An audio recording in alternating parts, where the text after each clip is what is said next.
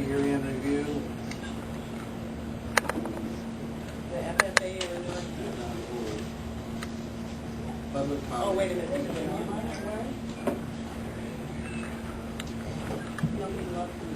You're on. We just announced Campbell, you. you ready?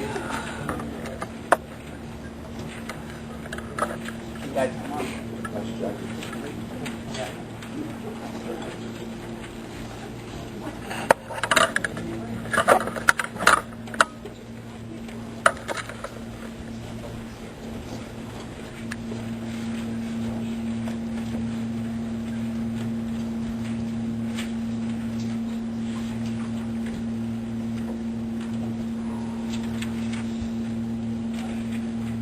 Good evening, ladies and gentlemen, members of the board. Excuse me. I'm Zach Gate, and I was this year's president for the FFA. Next year, for 2008-2009 year, I'll be the chapter secretary. Good evening, I'm Katrina Tomas, and I was last year's vice president, and I will become next year's president. Good evening, I'm Andre Gilbert. Last year I was the 2007-2008 treasurer, and this year I will be 2008-2009 secretary. Hi, I'm Stephen Villa, and I was last year's chapter sentinel, and I'll be next year's chapter photographer. Hi, I'm Travis. Excuse me? I'm Travis Aubrey. I'm this year's 2008-2009 treasurer. I'm Hayden McNear. I was last year's photographer, and next year I will be the committee chair.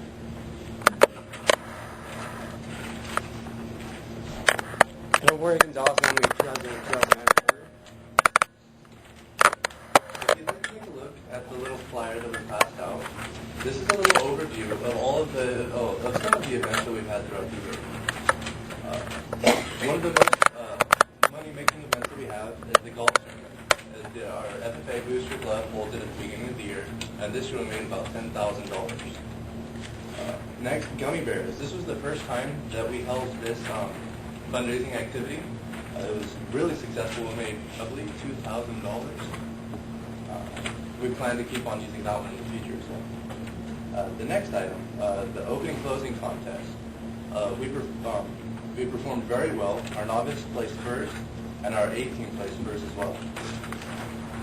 Next, we had our Westside Barbecue, and this is where we go to Westside Elementary School, and for the most part, it's a community service.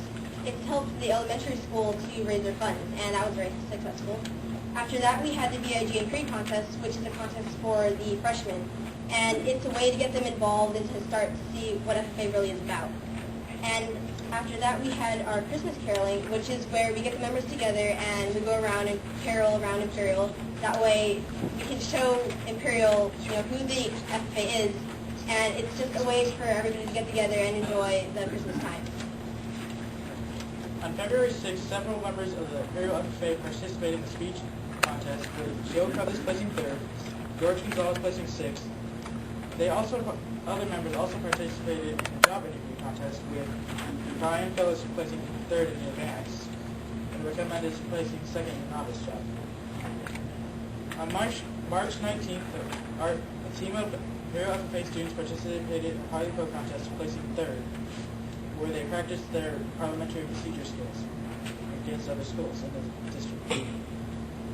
Our chapter website was designed by Katrina Tomas, who entered in the chapter website design and ended up becoming a state finalist, where she participated at the state conference. Our chapter participated in the co-ops contest on April 9th. Our team placed second, and our team went to San Luis Obispo, and where we qualified for state. The point award trip we went to Disneyland on December 8th. It was for the members who participated throughout the year. It was kind of a reward for them for participating. And our parent member meeting was on January 30th. The parents came and we talked about the people with animals. We gave head barn pins, and we talked about what we were going to be doing for the fair.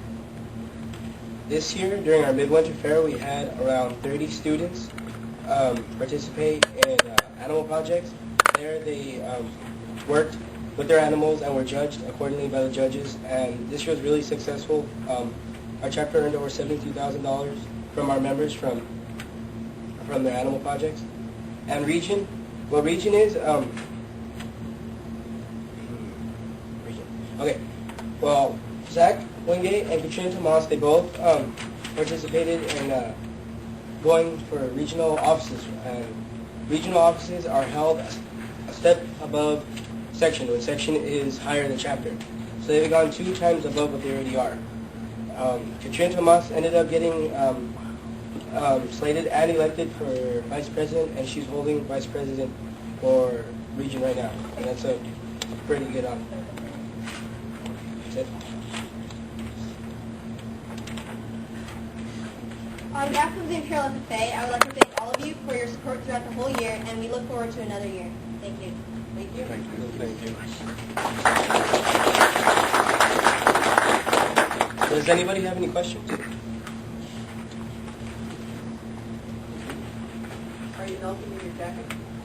Oh, yeah. Just, It's cool. It's cool. Very nice. Yeah, that's very nice in here. thank you. Thank you very much. Thank you very much for coming. Thank you. Thank you.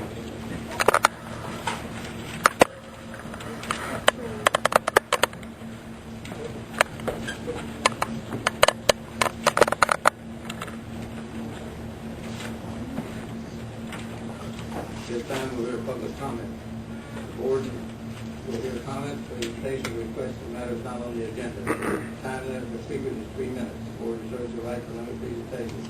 Persons who wish to file complaints and charges against district employees should obtain a copy of the procedure from the administrative office. This meeting is being taped and all comments are being recorded. Is there any public comment? I have public comment. My name's Edward Moran. My daughter Hannah will be junior, and we had an incident this week, which I'd like the board to be aware of. And Tuesday the 17th, my daughter, she is going to summer school, was an hour and a half late for school due to a job interview. And when she went to school, she was told to go home because she didn't have straps on her blouse, which I understand, that's school policy, and I have no argument with that. She went from the interview to school. On the 18th, Wednesday, the very next day, Hannah went to school on time and was told by Miss Beeson, she would drop from algebra and for her to see Mrs. Queen. Hannah asked Miss Queen why she was dropped from algebra. Miss Queen said because she wasn't at school yesterday. I called Miss Queen and told her the way I understood the policy was a student would be dropped if they missed 3 days of school. She agreed. I then asked her if there was a policy about missing 1 day. She said no, and to have Hannah return to school the next day, and they would find some place to put Hannah. My question for this board is, what is this board and the school going by? A written policy that's in place, or the mood of the vice principal? I also believe Hannah should have only 1 day's absence, and that's for the 17th, because she should have not been sent home on the 18th. That's my question to this board. I know the policy of the school. I've been through this before with the school. It's nothing to do with the board, but I want the board to know what is going on.